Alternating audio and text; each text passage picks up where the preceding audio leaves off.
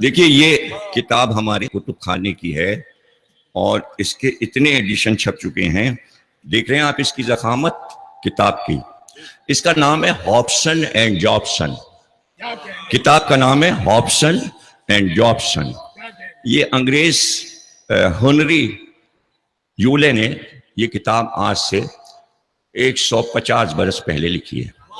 یہ انگریزی زبان کی ڈکشنری ہے, لغت. اس میں اور دیگر ڈکشنریوں میں فرق کیا ہے وہ بتانا چاہ رہا ہوں. ہوا یہ کہ جب انگریز آئے ہندوستان تو یہاں 50 60 70 برس گزر گئے, ان کو 100 سال گزر گئے, اور پھر وہ حکومت پورے ہندوستان پہ کرنے لگے. تو انگریز امڑ کے یہاں آنے لگا. بڑی بڑی کوٹھیاں مل گئیں, بڑے بڑے آفیسر آئے. کلکتے میں چھا گئے, ایسٹ انڈیا کمپنی تھی, بمبئی میں چھا گئے, کراچی, یہ کراچی سب انہی کا بنایا ہوا ہے, کلفٹن وغیرہ یہ سڑکیں وڑکیں سب وہی انگریز بنا کے گئے تھے.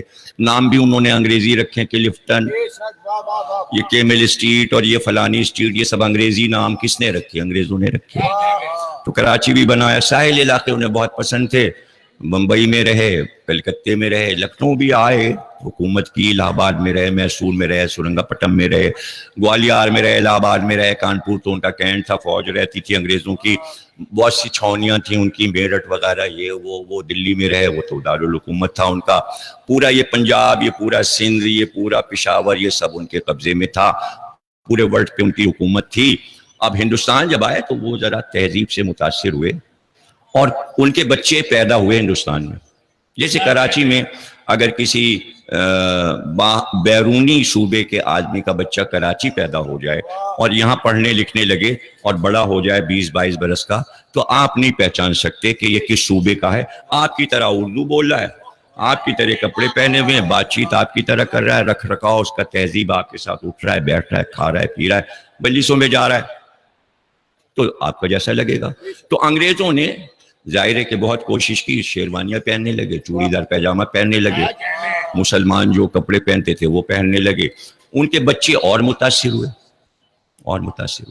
تو جب وہ اسکول کالج جانے لگے تو ظاہر ہے کہ اردو کے لفظ, ہندی کے لفظ ہندوستانی بچوں سے سنے, گھر میں بولنے لگے. پھر وہ انگریزوں کے خاندانوں میں لفظ رائج ہو گئے. ملکہ وکٹوریہ کو پتا چلا کہ بھائی وہاں جو انگریز رہ رہے ہیں, جو زبان انگریزی بول رہے ہیں, اس میں انہوں نے کچھ ملاوٹ کر لی ہے زبان میں, اور وہاں کے مقامی لفظ بھی زبان میں انگریزی میں شامل کر لیے. تو ملکہ نے اس ہنری کو بھیجا اور ہنری سے یہ کہا کہ تم وہ سارے لفظ لے کر ایک پوری لغت بنا کے لاؤ جو اردو کے لفظ انگریزوں نے لے لیے. اور یہ انگریز خود کہتے ہیں, ان کو بیچاروں کو جن نے پڑھے لکھے انگریز ہیں ان کو پتا ہے. مثلا جیسے جنگل لفظ ہے تو انگریزی میں جنگل ہی ہے, اردو کا لفظ ہے لیکن وہ جنگل ہے. اس طرح بہت سے لفظ ان کے یہاں ایسے پائے جاتے ہیں انگلینڈ میں کہ جو اردو کے ہیں لیکن وہ اس کو انگریزی سمجھ کے بولتے ہیں. جیسے وردی ہے, وردی کا لفظ ہے, عربی ہے, قرآنی لفظ ہے, اردو میں آیا, ورد سے سورہ رحمان سے لفظ اردو میں آیا. گلاب کے پھول کو کہتے ہیں, لال رنگ کو کہتے ہیں, وردی باجے کو کہتے ہیں, وردی سرخ رنگ کے کوٹ کو کہتے ہیں. وہ سارے معنوں میں انگریز وردی بولتا ہے, وہ سمجھتا ہے یہ انگریزی کا لفظ. ابھی وردی پہنے ہوئے, آفیسر وردی پہنے ہوئے.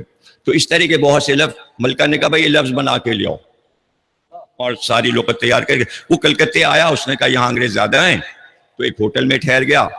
رات جو ہوئی تو بیٹھا یہ کتاب لکھ رہا تھا. دیکھیں کتنی موٹی کتاب ہے یہ, کتنی باریک باریک لکھی ہوئی ہے. اس سے اندازہ کیجئے کہ اس میں میٹر کتنا ہے اور کتنے لفظ ہیں, اس کی تشریح کتنی ہے. تو وہ لکھ رہا تھا کہ اس کے کان میں شور کی آواز آئی. اس نے کھڑکی کھولی, دیکھا ایک بہت بڑا مجمع آ رہا ہے, اور سب کالے کپڑے پہنے ہوئے, سارے کالے کپڑے پہنے, اور گورے گورے گورے گورے چہرے, گورے ہیں اور کپڑے کالے پہنے ہوئے. اس نے کہا چلو یہ تو کوئی نئی چیز ہے, میرے کام آئے گی لکھنے کی, دیکھیں تو یہ کیا ہے. نیچے اتر کے سڑک پہ آیا, کچھ لوگوں سے پوچھا کیا ہے. کہنے لگے کیا نئے آئے ہو؟ کہا میں تو انگلینڈ سے آیا ہوں. اچھا, یہ آج شب عاشور ہے, یہ ہر سال ایک جلوس ادھر سے جاتا ہے. کہنے لگے یہ تو انگریزوں کا علاقہ ہے. ہنری کہنے لگا یہ تو انگریزوں کا علاقہ ہے, تو یہ جلوس اس طرح کے تو مسلمان نکالتے ہیں. کہنے لگے یہ انگریز کے بچے ہیں سب, یہ یہاں ہندوستانیوں کے ساتھ رہتے رہتے ماتمدار ہو گئے, انہوں نے دیکھا کہ مسلمان بچے علم نکال رہے ہیں اور تعزیے نکال رہے ہیں، ماتم کر رہے ہیں، یہ بھی ان کی طرح ماتم کرنے لگے. اب ہر سال ان کے یہ بھی تعزیہ بناتے ہیں، علم بناتے ہیں، تابوت بناتے ہیں، اور شب عاشور یہ ماتم کرتے ہیں. تو کہنے لگے یہ کہہ کیا رہے ہیں، یہ کہہ کیا رہے ہیں؟ تو اس نے کہا کہ غور سے سنو کیا کہہ رہے ہیں. یہ ماتم کر کے کہہ رہے ہیں حسن حسین حسن حسین حسن حسین. اب اس نے سنا، ہنری نے ان سے بھی اب قریب گیا کہ لڑکے انگریز کیا کہہ رہے ہیں، اور ماتم کر رہے، سینے پہ ہاتھ مار رہے. تو اس نے غور سے سنا تو اس کے سمجھ میں یہ آیا کہ یہ سب کہہ رہے ہیں Hopson Jobson Hopson Jobson Hopson حسن حسین حسن حسین ہاپسن جابسن حسن حسین حسن حسین. اس نے لڑکوں کے انٹرویو لیے، کہا یہ کون تھے حسن حسین؟ کہنے لگے یہ مسلمانوں کے نبی آخر کے دونوں بیٹے ہیں، ان کو شہید کیا گیا ظلم کے ساتھ، ایک کو زہر دیا گیا، ایک کو کربلا میں تلوار، اس کا ہم ماتم کر رہے ہیں، دونوں حسن حسین کا. یہ جلوس اس کا ہے. اب وہ اپنے کمرے میں آیا تو یہ کتاب جو لکھ رہا تھا وہ موٹی سی، اس کے اوپر اس نے بڑا بڑا لکھ دیا ہاپسن جابسن. میں اس کتاب کو حسن اور حسین کے نام کرتا ہوں. نیچے اس نے لکھا حسن حسین ہاپسن جابسن، جو کہ انگریز بول رہے تھے. اب اس لغت میں آپ دیکھیں گے ایچ میں جب حسین آیا تو جیسے اسے جوش آ گیا، اور اس کے بعد وہ جب ہندوستان سے نکلا تو تمام یورپ کے ملکوں میں پوچھتا پھرا حسین کو جانتے ہو؟ ہالینڈ گیا، ڈچ والوں سے پوچھا حسین کو، انہوں نے کہا جانتے ہیں. جرمن زبان میں اس نے پوچھا حسین کو جانتے ہو؟ فرینچ میں پوچھا حسین کو. جس نے جو تلفظ کیا، فرینچ کا تلفظ بھی لکھا ہے کہ حسین کیسے بولا جاتا ہے، جرمن زبان، ڈچ زبان، اسپینش میں، لاطینی میں، دنیا کی ہر زبان میں بتایا حسین کیسے بولا جاتا ہے.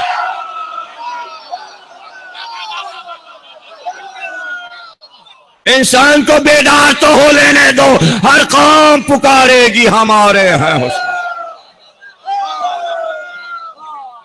تو اس ڈکشنری کا نام اس نے حسن حسین رکھ دیا. اب اس میں آپ کو لفظ ملے گا جو عام طور سے لغت نویس نہیں لکھتے. اس میں امام باڑہ بھی لکھا ہوا ہے، اس میں تابوت لفظ بھی لکھا ہوا ہے، اس میں علم لفظ بھی لکھا ہوا ہے، اس میں تعزیہ لفظ بھی لکھا ہوا ہے. اس نے تمام شیعہ جو لفظ بولتے ہیں عزاداری میں، عزاداری لفظ بھی لکھا ہوا ہے، اور اس نے بتایا کہ یہ سارے لفظ یہ انگریز لے گئے. اب ہندوستان آزاد ہو گیا.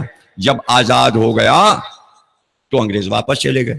اب وہ لڑکے جوان ہو کے ادھیڑ ہوئے، وہ بھی واپس انگلینڈ چلے گئے. اب وہ سب جا کے آباد ہوئے زیادہ تر ناروے میں. ناروے میں اب وہ وہاں بھی جلوس نکالنے لگے. اب وہ بولتے حصہ حصہ فیسٹیول، فیسٹیول نام رکھا اور ایک بینر بنایا اور عاشور کے دن نکلے اور اسی طرح ماتم کرتے ہوئے. تو وہاں کے لوگ بھی متاثر ہو، بھائی یہ کیا لائے ہو؟ کہنے لگے ہم ہندوستان سے لائے، اور بہت بڑی شخصیت حسین تھی، ان کی یادگار ہم مناتے ہیں اور یہ جلوس نکالتے ہیں. وہاں کے لوگ بھی شریک ہو گئے. اب ہر سال عاشور کو ناروے میں انگریزوں کا جلوس حصہ فیسٹیول نکلتا ہے. تو عاشور کے دن آپ دیکھیں گے لائف کربلا دیکھیے گا، آتا ہے لائف عراق ٹی وی، تو آپ دیکھیں گے کہ کون کون سی قومیں امام حسین کے روضے میں آ رہی ہیں. تو جسے اللہ اصطفیٰ کر لے، چن لے، اپنی محبت کا مرکز بنا لے، تو اس کے مقابل تاریخ میں کون سی ہستی آ سکتی ہے؟ علی ایک ایسی ہستی تھے کہ اللہ نے انتخاب کر لیا تھا تاکہ ان سے ہدایت ہو. یعنی دنیا کی ساری سیاستیں تمہیں گھیر لیں لیکن علم سکھاتے رہنا، علم انہیں ان کا جہل دور کرتے رہنا. اس لیے کہا علم زندگی ہے، جہالت موت ہے. علی سے زیادہ علم پہ کوئی دنیا میں نہیں بولا، علی سے زیادہ علم پہ اقوال کسی کے نہیں پائے جاتے. علی نے بتایا کہ علم کی شان کیا ہے. اسی علی پر یہ افتاد ڈال دی گئی کہ سب بیعت کر کے باہر نکل گئے. اور اس کے بعد علی نے بتا دیا کہ کون بیعت کر کے ابھی پھر جائے گا. نام بتاتے گئے، ایک اور آیا کہ یہ تو میرا قاتل ہے. پھر بلایا کہ بیعت کر. لوگوں نے کہا یہ آپ کا قاتل ہے، مار ڈالوں. کہا اس نے ابھی جرم کہاں کیا جو مار ڈالوں. علی وہ ہے جو اپنے قاتل کو پہچانتا ہے اور چھوڑ دیتا ہے. دنیا علی کو کہاں سمجھی.